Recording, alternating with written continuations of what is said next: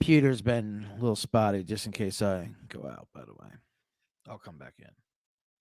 The XFL Gambling Podcast Week 9 reaction show on the Sports Gambling Podcast Network is brought to you by the SGPN merch store. Yes, use the promo code SGPNBA to get 10% off everything in the SGPN store.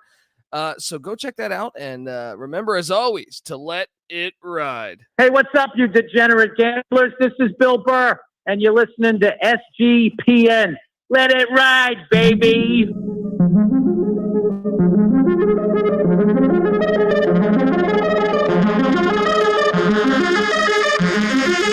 Is this or is this not the XFL?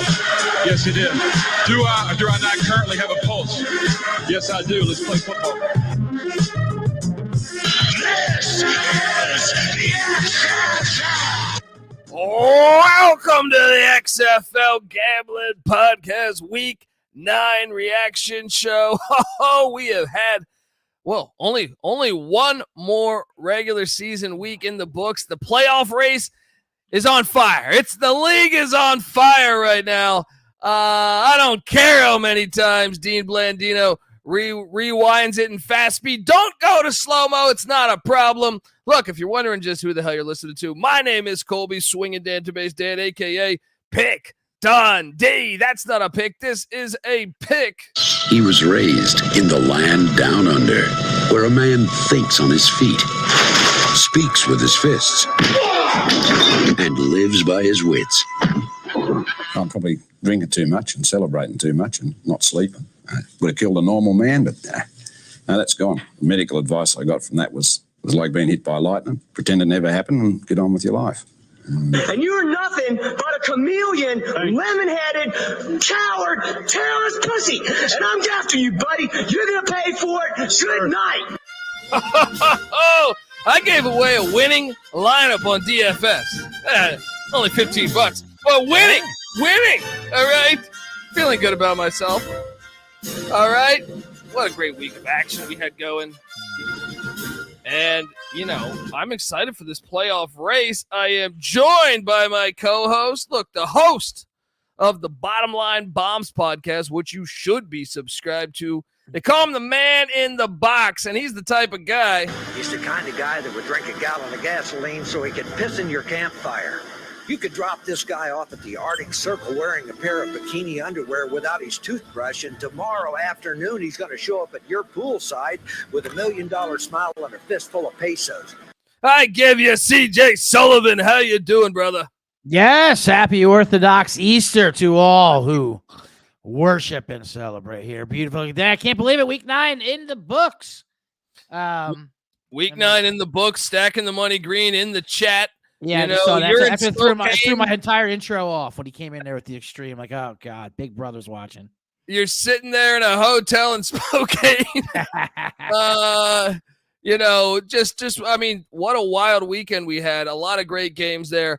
We are joined by third man in the booth. Give it up for the host of the Old Fashioned Football Podcast, which you should be subscribed to. We call him Liquid Lunch. It's a little bit.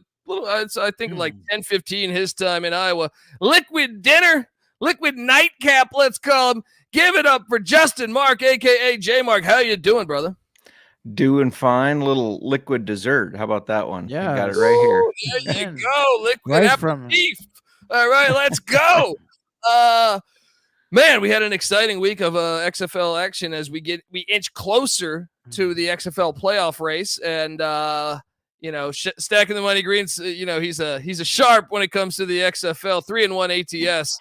His only loser was Vegas plus 6.5, which, we got to dive into that. Let's get right into that game. So we all, 6.5. There were some 7s, but that was just absolutely gross. Dude, that one, I was just furious watching that game. Furious. Like, how much better was Las Vegas than Houston? I feel like if you were to not play the score in that game, if you covered that up on your television, you would think Vegas won by 24 points. Am I crazy? Yeah.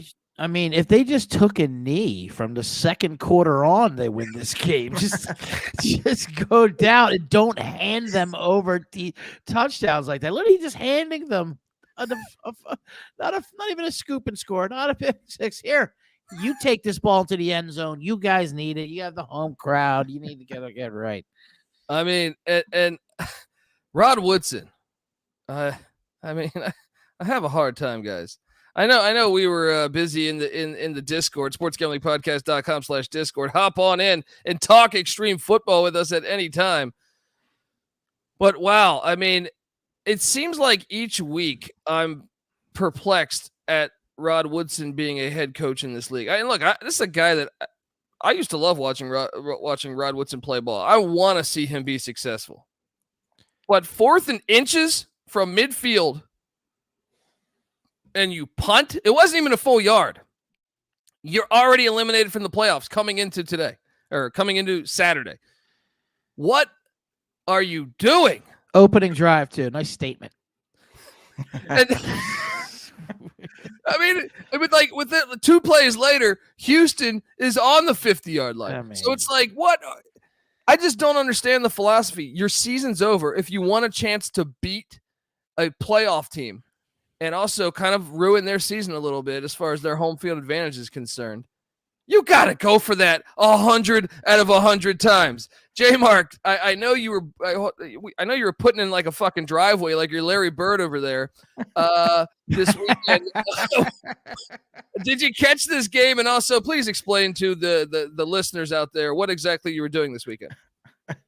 Yeah, I was shoveling 20 ton of rock on to put gravel down on our driveway because the dumbass that brought it didn't have a spreader on the back of his truck. Anyways, real Iowa things, you know. Did you still pay him? Yeah, I still paid him because he still brought me a shit ton of rock. Listen, I might not have a spare, but I got a shit ton of rock back here. Let's say me and you crack a couple cold ones, and let's see if we can shovel this out and call it a Sunday. What are you doing this afternoon, huh? I mean, we'll get that Roughnecks Viper game on the on the radio. I'm sure we can get some kind of broadcast. We can get this done by this afternoon. All right. I did have it on my so I think I already said I watch all the games on ESPN Plus, had it streaming on the phone that I would sit right there, and so I'm shoveling and kind of looking over watching it. But Jesus Christ, how is that not the logo for the XFL league? A guy like J-Mark shoveling gravel while listening to an XFL game on the radio. It's literally like a scene in Major League. It's literally a scene in Major League. Remember, like the team that no one's heard of the team. Right. They're listening to the radio. They're all doing construction, right? You're basically living that life. You're a better man than I am. When the zombies come, J-Mark is going to know what to do. Well, me and CJ are going to be up shit creek. Right. J-Mark being a man enough for the 3 of us on this show. He's all week. Well, my lower back's paying for it today. So. You know that's how Larry Bird ruined his career, right? Yeah, well, that's you have to start. You have to start doing the show like Larry and lay down on the floor, towel around the head, around the back, shoes off, and just lay 3/4 of the show. J-Mark spread a podcast from his hardwood floor. Oh man, planking on the hardwood because he's shoveling gravel like a chain gang on a Sunday. Even Jesus rested on Sunday. J-Mark. Fair enough. But back to that play, it especially doesn't make sense when you're eliminated from the playoffs. Like, what the fuck? It's ridiculous. Like, if they weren't eliminated and they decide to play it safe and play defense, I get it. But you're playing for nothing. Just go for it. Here's why I don't get it. Here's why I don't get it. Even if you're not eliminated, because the way those kick returns are, you're already getting the ball at like the 35 or 40. So it's like you know what I mean? Like you basically, what is the average home field? I would say it's got to be like 40, the 40-yard line, right? 38. Right. Yes, for sure. Yeah. And by the way, what game was that? Was that this game where the guy, maybe it's the first time I saw it, where someone kicks it out of bounds on the kickoff? It's like a 65-yard penalty. They get the ball. They get the ball the other 35. Like what? Yeah. Like 10 yards from where it was kicked from. Jesus.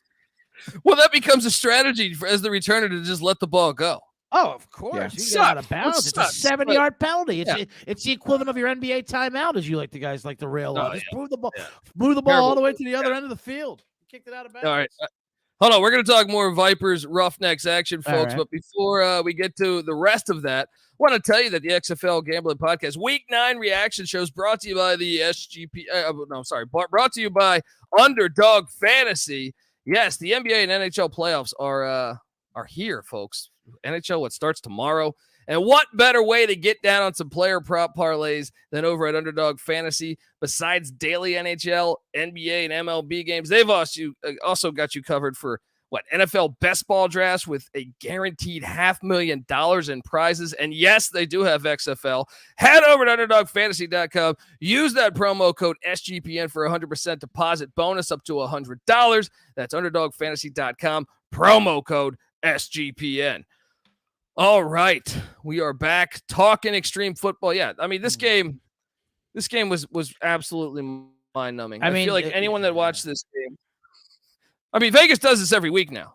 That's the only thing predictable about this. Yeah, it was inevitable. Even though they did cover versus St. Louis, they sort of won that game outright. And this one just seemed inevitable. That 2 defensive touchdowns. Houston at least got something going on towards the second half, but it was like it's just this is just Vegas' thing, the way to give things away. Yeah, and look, one of the things in this league, you never want to score more or have more yardage and more first downs than the other team, because Vegas absolutely dominated them. I almost had 100 more yards of offense, 5.2 yards of play, way more first downs.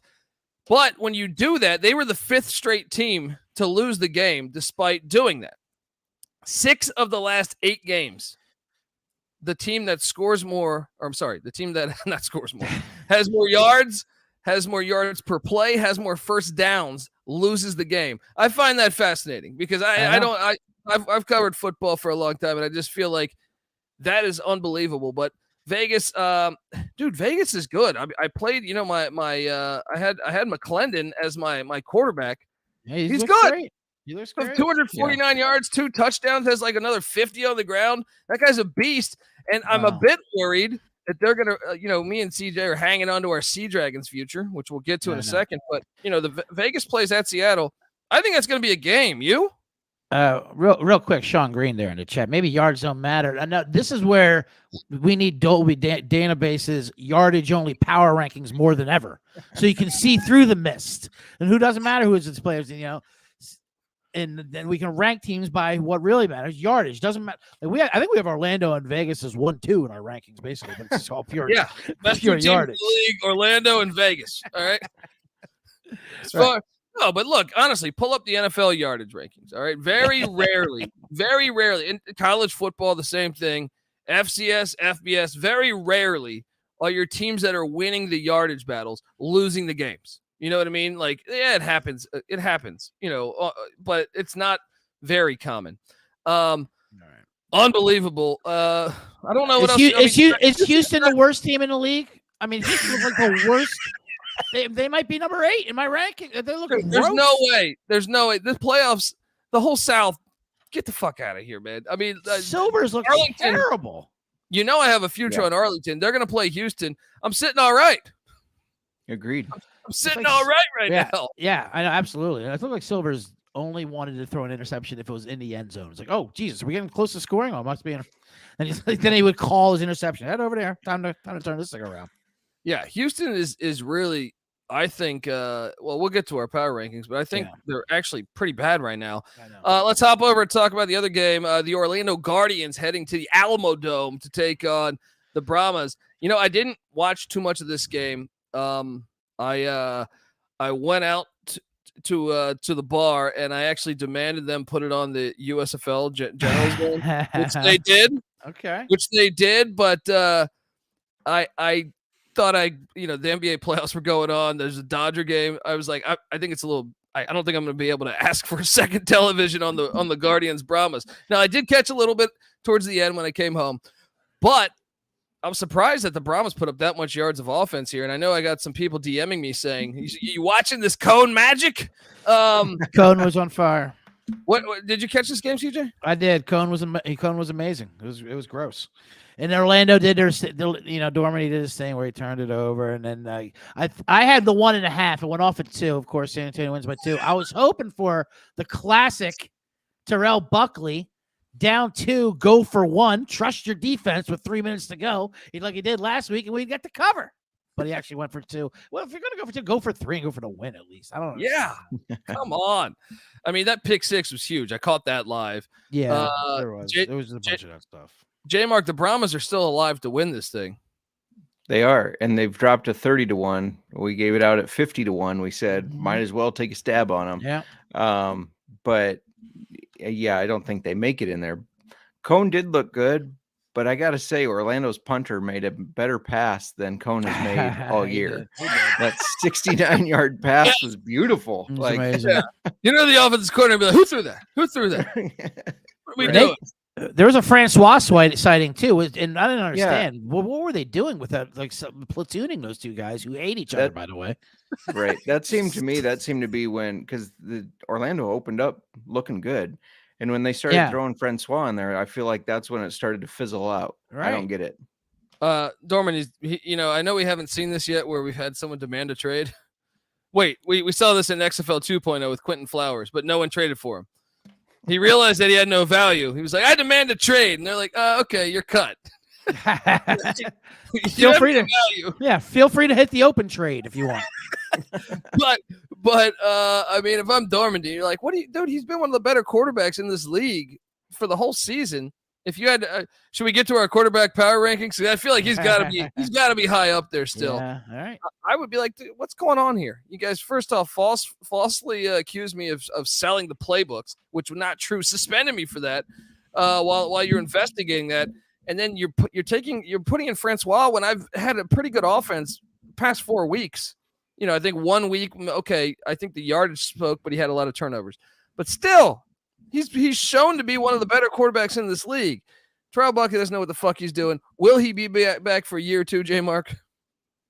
I don't know. I feel like he will be, unfortunately. But also, just so we're not supposed to talk about the conspiracies, right? Because our 1-star review came in saying that's all we talked about. But wait for Houston to claim Dormady next week or this week, I guess. Sure, absolutely. Just wait for it. And shout out to that review. Let me read that right now. Let's get in there. Let's hear it. Air that out. That was good. Nick from Scranton.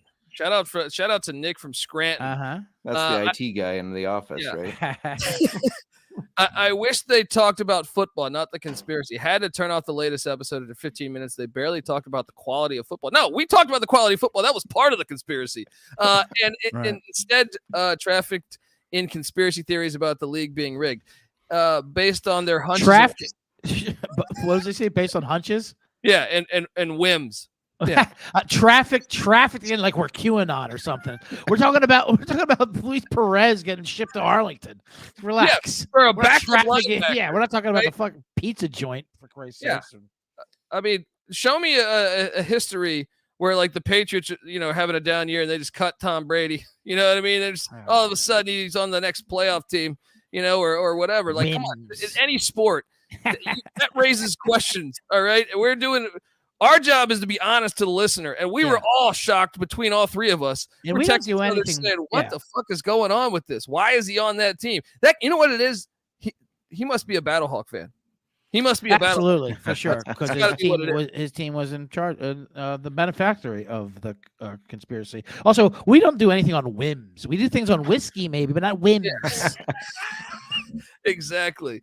Let's get to Sunday's action. But before I do that, I want to tell you that the XFL Gambling Podcast is brought to you by the SGPN merch store. Yes. What are you doing? In honor of the NBA playoffs from now until the end of April, get 10% off anything in the SGPN merch store when you use the promo code SGPNBA. So head over to store.sportsgamblingpodcast.com. Use that promo code SGPNBA to get 10% off of everything. Yes. And look, I can tell you, they got the He Could Fumble t-shirts. If you guys were listening to, we used to call Madden games during COVID because there was no sports on. And the fans seem to like my quote of he could fumble. Anytime the guy's running, I say he could fumble. And that's now a t-shirt. You can go get that thing. Plus, we have XFL Gambling Podcast t-shirts. All of them are absolutely fantastic. Hop on over there and check them out. 10% off. Let's go. We got to make some Danucci Everybody Eats shirts before the playoffs. Yeah, all right? We do need that. This needs to be really done. do. Today's action was fantastic. I'll be Yes, honest. Okay, yes, it look, was. they're going to hear me bitch last week because I felt like they deserved all of that. Well, today's Sunday games I thought were good. I thought both games were good. DC takes down stays undefeated in Aldi. This place was packed. It was a sellout. They get it done against Arlington. Arlington covers for me. I had Arlington on the money line. This game goes to overtime. This was an epic comeback. Did you guys catch eyes on this game? So DC wins 28-26. It was. I think we were fortunate to get to overtime. Obviously, we get the cover. I think we were all on Arlington and even the sprinkle money line. I tell you what, I like the overtime. Last time I saw it, I didn't like it because of all the penalties and stuff. But when it's run clean, there is a little drama to it. It's a nice little shootout, and I get why they can't do a full time. They have time constraints, so it's pick your poison kind of thing. I don't mind it. There's a little drama to it. Once again, the Renegades 434 yards of offense to DC's 314. They also had 29 first downs to 22. See, this is what you don't want to do if you're going to win the game. You can't outgain the other team and just destroy them in all the analytics. You got to be slow on offense, and you'll find a way to win the game here. But DC, guys, undefeated at Aldi. They're going to be hosting the playoffs. What do you make of that crowd? That crowd was lit today, man. They were. For sure. Yeah. It was a fan appreciation day or something too, or snake appreciation. Lemons were being tossed. They keep doing it. It's amazing. De'Aaron King came in, looked all right, then looked horrible. Do you think we'll see him more in the playoffs? Perhaps. I mean, maybe sprinkle in for certain things. I mean, they keep it alive. That's how to keep it fresh, with their running style, and they obviously they'll have packages for him, and why not? But also, Should we just crown them now? That's without him with Jordan. I know. Well, they could have lost. What was that? Arlington kicking that field goal with 8 seconds to go, too. Why not run a play, especially if you're Arlington? I mean, go for the touchdown. I don't get that. You're already. If you win next week, you're in. Right. I don't know. What'd you make of the game, J. Mark? Yeah. So DC was DC. We've said all year since we saw them play week 1, they're one of the best teams in the league. Right. They're going to be very hard to beat in the playoffs. So they're likely going to play in that championship. They're still plus money. We should just hammer that, right? If we want to do another future, hammer DC, right? What's the argument? Hard to beat hard to beat the same team 3 times. In XFL history, that's never happened because no teams are they're getting either Seattle or St. Louis at home next week, and that's basically what you're betting on because they're crushing Arlington or right. I'll tell you this: if it's St. Louis, they're going to blow out St. Louis. Yeah. I think they're going to beat them both. They're playing in the championship, and I think they win it. So it seems silly not to hammer them right now. The other thing, though, Arlington, I think Arlington's going to play in the championship if they play like they did today. Yeah. And I love how they're using Kelly Bryant. Now we're starting to see this. You asked when they brought him in what I thought of it. I said, I feel like they're trying to set up this Generals feel of Perez and DeAndre Johnson. Yeah, that's exactly how it went. And he looked good. They couldn't account for him possibly running it, and they moved the ball well with him in there too. And then Perez came in and did well. So I think Arlington. And we know they're always in close games, no matter what. Yeah. They don't get blown out, so they're going to have situations. They're actually a sneaky good price because you're right. I think this is the championship game. Yeah. Sure. Yeah, and the defense has always been good all year long. Yeah. So, and since I have a future on both, I would enjoy that. I know I have a future on half the league. Now he's proud of his Arlington future. Rubbing it in. I really do have a future. I have a future on Orlando that's cooked, but the other ones of Seattle, DC, and Arlington looking all right. That's what I got. The conspiracy helped out Arlington a lot. Getting Perez and Bryant and Bolden, all of a sudden they're looking like Dream Team '92. Barcelona. Let's go. How about that announcer today with his being was okay, big fella. Okay, Swearinger. Okay, YouTube. That's how you learned how to play quarterback. Like, all right, with the okay. I mean, he's just going down. And you say some kind of bio fact about somebody. Bio fact. I don't know, man. I think Arlington though is going to beat Houston. Assuming, Yeah. I think Arlington's got to beat. They got to beat San Antonio first. Wouldn't that be hilarious if San Antonio beats Arlington? We have San Antonio, Houston in the playoffs. That'd be disgusting, actually. I mean, I think you could almost argue those are the two worst teams in the league. It would be hilarious. It would be absolutely hilarious. But let's talk about the nightcap, because this game was fantastic. Well, this game, I guess the Arlington DC game was a better game, but this one was still fun. It was still fun. I mean, watching, and by the way, shout out to my guy Ja'Cour Pearson.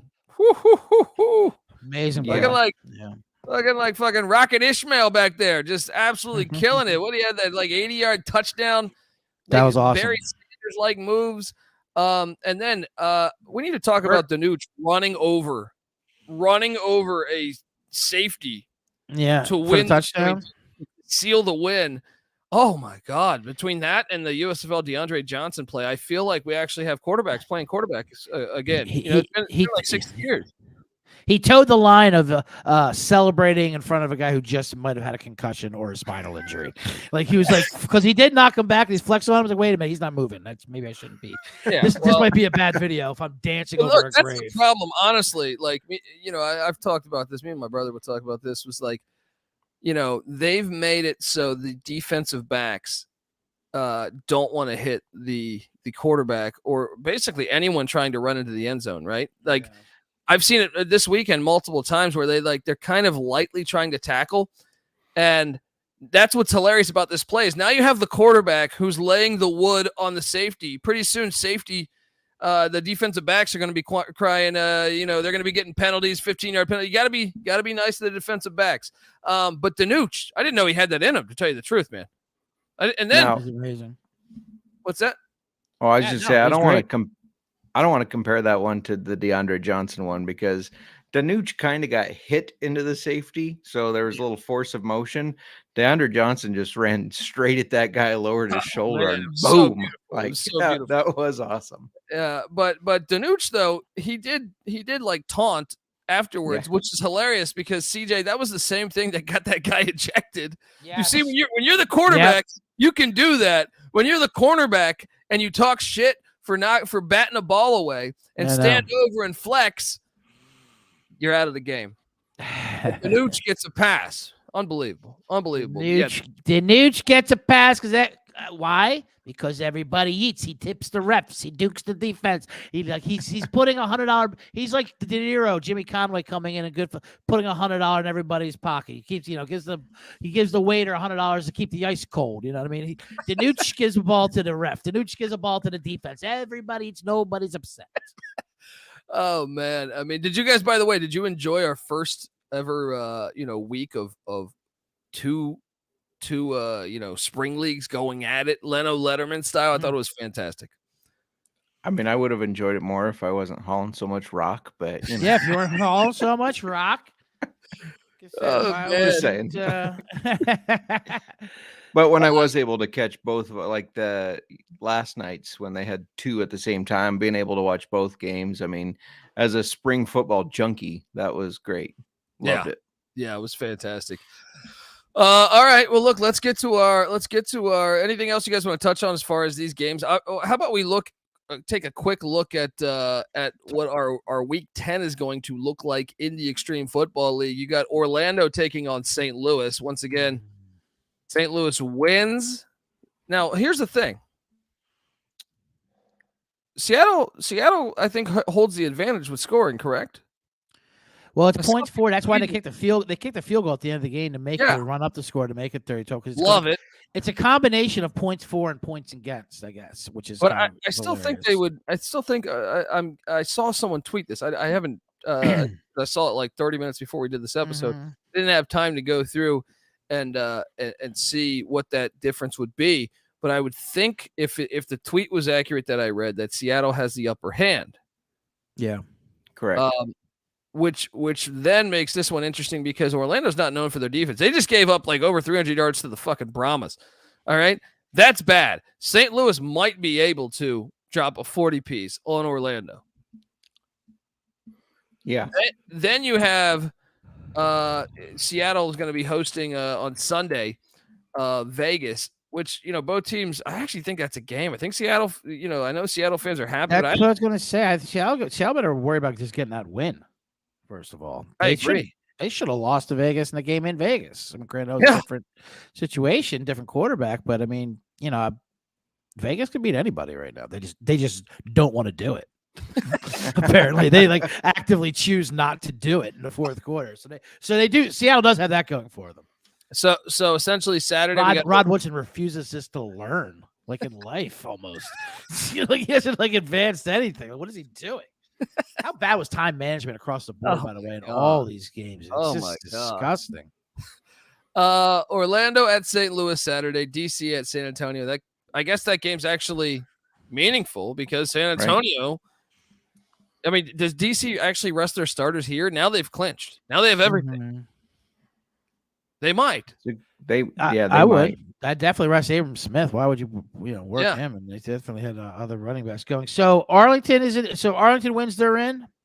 Arlington wins. Yes, they're in, but they're playing Houston. But I mean, they're playing Houston. Here's what's hilarious: they're going to play Houston again the following week if they win. Right. And San Antonio has who now? I'm sorry, if I'm Wade Phillips in Houston, I'm not benching my guys. I'd rather play San Antonio in the playoffs. True. I think you go all in. Yeah, go ahead. Good luck. What's that going to do? You've been going all in the last 4 weeks. You're terrible. Should we do a price update for the futures here? Yes. Give me an Arlington price. Yeah, well, I'll start at the top. DC still plus money, plus 130. Houston plus 260. Yeah, that's burning money. Do not do that. All right. Seattle has jumped ahead of St. Louis at plus 400. Yeah. Guys, I think we should consider doubling down. I know I already have my Seattle future. I think we should double down because dude, I know Philip Lindsay didn't look great today.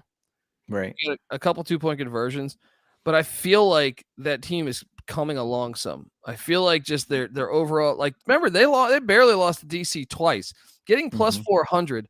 I do think they're the second best team in this league. So if they were to pull the upset at Aldi Field, I guess they could still miss the playoffs, but if they get through Vegas, I think that'll be a game. That'll be a game. Yeah. Now it's favored DC, but to get plus 400, I have no problem with Seattle taking care of Arlington or Houston in the Extreme Cup. Yeah. And then St. Louis dropped to plus 550, 5.5 to 1. Arlington plus 1,000, 10 to 1 odds. And then San Antonio at the bottom, 30 to 1 odds. You got to get in on Arlington. You're telling me they're going to be in the championship game. I feel very confident that they're going to be in the championship game. Sorry to Coach Kovo, our loyal fan, but he's a big Roughnecks fan. I'm sorry, I agree too. This Arlington's going to beat Houston and be in the championship. Unless Houston can land Dormandy. Right, claim him. Still up in the air. Yeah, might be able to get him. Or Hundley. Watch Hundley get cut. He ends up on Houston. All right, power rankings time. Power rankings time. Top team in the league is all DC, right? Where that's you can't argue this one. They've destroyed everybody, right? DC, yes. Seattle. DC, yeah, Seattle 2. J Mark, do you agree? Seattle 2? I do. 3, Arlington for me. I thought I was going to shock you guys, but yeah, I have Arlington at 3 as well. well. I as well. We never got J Mark's opinion on St. Louis lose. What do you think about your Battlehawks? Kind of, they kind of ran, but they're in it a little bit. But I wonder. We saw McCarron miss last week. I don't know if he's banged up, but this was his worst game. Yeah, I mean, you could see it. He was never comfortable. That's what I was saying. I mean, that injury looked serious. Yeah. And they're just tossing him back into the miss a game and then toss back in. I'm like, he's not going to be the same McCarron. Right. To have his son watch that style of McCarron, kid's gonna have a tough future. Shout out to Nooch for everybody eats interception in the end zone with 5 minutes to go too. And they couldn't put it away. He's like, dude, he loves to keep everyone involved. Just throw the ball away. You got the thing. He can't do it. He hates to see food go to waste. He can't do it. They showed Hazlitt the play before. Look, don't throw it. Don't make a mistake. If we kick a field goal, we're up 2 scores. Don't make a mistake. And Benucci goes, we score a touchdown, right? It should have been, an interception. I think Arlington's the clear third best team in this league, though, guys. We all got Arlington 3. I like it. Yeah. I got St. Louis 4. Yeah, you have to. Yep. So now it gets tricky. So this is the first time I think we've ever agreed on the top 4 teams, by the way. Agreed. Now we have Team 5. Gosh. I want to play I think it's Vegas, but I can't take them because they keep losing all these games. Like Vegas they move the ball. I don't understand how they're this bad. You got to put Houston, I guess, but I feel like Vegas is better than Houston. I just watched that game. Everyone that watched that game was like, "Oh, Vegas is the better team." But no, Houston won, so I think we have to crown Houston here. Am I crazy? Not crazy, not right, but you're not crazy. Just kidding. I mean, this is tough. These last 4, but it's tough. I have Vegas in there. I just think Vegas. I think Vegas is the best. Throw team. a blanket over them. I think Vegas is the best team of those 4. I do. I would not want to play. If you told me I had to play all those 4, the one I wouldn't want to play, number 1 would be Vegas. So I'm worried about Seattle's game versus Vegas up there. But the one I would not want to play second would probably be Orlando or Houston. It'd probably be Houston. It'd probably be Houston. Houston's D line's still good, right? Then Orlando, then the Brahmas. But once again, Orlando, they're just classic at finding ways to lose the game. Right. And San Antonio did just beat them. Yeah. But at home, by 2. I mean, they're very even. I got San Antonio, then Orlando, and then I got Houston dead, stone cold last. Man. I could not. I can't unsee what I saw in that first. I mean, that should have been a Vegas blowout. Oh, they were terrible, man. They were absolutely terrible. J-Mark, what's your final 4?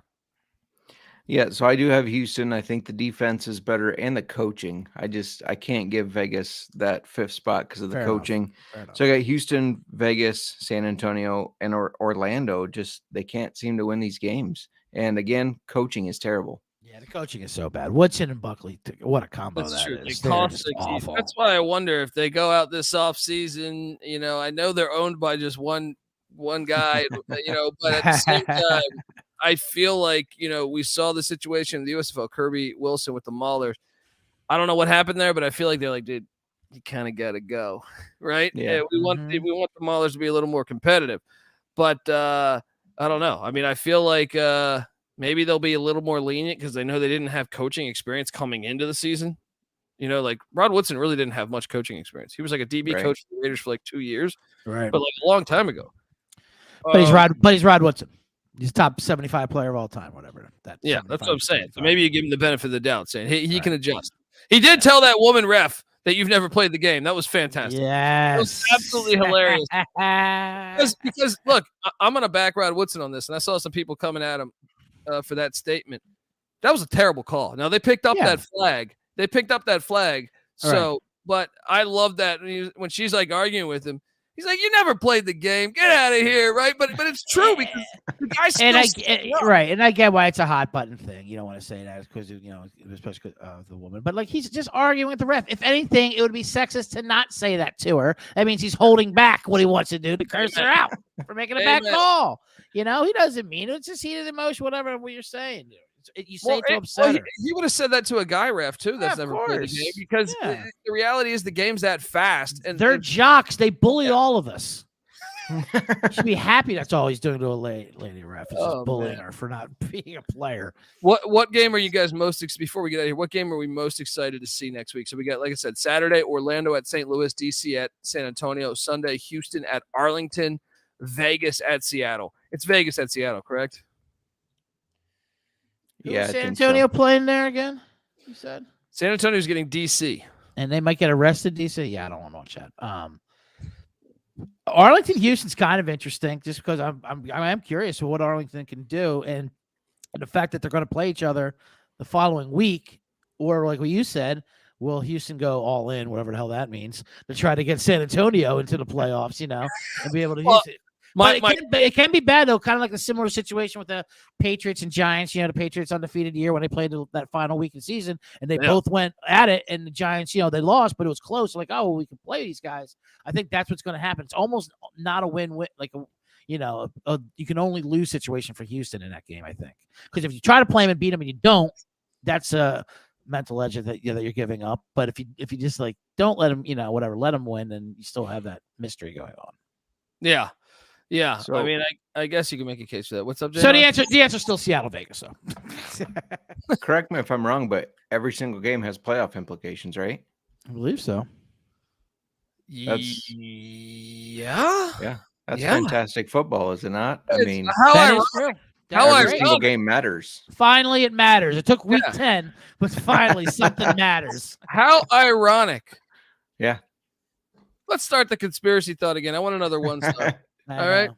Which is a shame. What I wouldn't do for that in a bye week for a nice Orlando Vegas game of two teams that do not care, fake punt, fake doing everything, and just live over the hell out of it. We also didn't get a Blandino like, hey, don't slow it down, or at least I didn't. There was did you see that one play of that fake punt? Wasn't it called the Dean Blandino? That came out. What is going on now? What is this conspiracy of this Dino Blandino bootlicking? I don't like the league pushing through now. He's the second biggest celebrity behind the Rock in this goddamn league. Calling plays after Bandino. Jesus. Oh gosh, guys, folks, subscribe to the XFL Gambling Podcast. We are He wants to push the USFL we so are- bad. I also host the USFL Gambling Podcast. Look, I want both these leagues to survive. Let's go. Absolutely. Love this. We shouldn't have this this hate between the leagues. All right. It's a lot of fun. Enjoy both. Subscribe to the USFL Gambling Podcast and the XFL Gambling Podcast. We're on Twitter at XFL Gambling Pod. And also check out all of our other podcasts. The Bottom Line Bombs podcast. Highly recommend this one. A lot of fun with CJ Sullivan, the man in the box, hosting that one. And also the Old Fashioned Football podcast, which is fantastic. J Mark, when he's not putting down a driveway, him and his wife talk football over a few whiskeys. Check out that podcast. It's fantastic. And subscribe to the College Football Experience, which I host. We talk college football year round there. And check out the Sports Gambling Podcast as well. Get the SGPN app in the App Store and Google Play Store. It's free to download. And once again, come talk extreme football with us in the Discord, sportsgamblingpodcast.com/Discord. Until Wednesday for our Week 10 preview and picks. Damn, the regular season done just like that. This is the XFL Gambling Podcast Week 9 reaction show. You better start thinking about yours. And we out of here. X marks the spot. X marks the crossroads. Two straight lines crossing over in the middle. That's the letter you must see to find the treasure or the clue, or the X-ray machine that's looking right inside of you. X is the letter without which one could not do. X